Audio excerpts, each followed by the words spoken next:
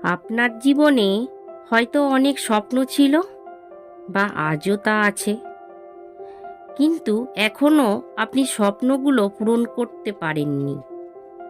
আর এটা ভেবে দুঃখ বা হতাশ হবেন না, তাহলেই আপনি পিছিয়ে পড়বেন। অনেক কিছু না চাইলেও আমাদের মানিয়ে নিতে হয় এই জীবনে। সব কিছু আপনার মনের মতো হয় না। আবার দেখুন, অনেক সময় আমরা অপরকে দেখে নিজের সঙ্গে তুলনা করে থাকি।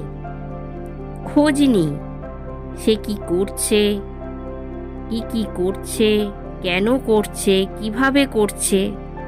এটা করে আপনি নিজের ক্ষতিই করছেন, আপনার দুর্বলতা প্রকাশ করছেন। তাই চিন্তাধারাটা বদলে ফেলুন। নিজেকে দুর্বল ভাবা বন্ধ করুন, সাহসী ভেবে পরিশ্রম করুন ও এগিয়ে যান।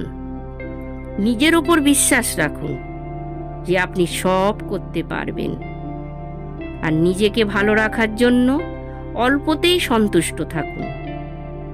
আপনার জীবনে ঈশ্বর কিছু পরিকল্পনা করে রেখেছেন, সেটা জানার চেষ্টা করুন। ঈশ্বর আপনাকে অবশ্যই সহযোগিতা করবেন।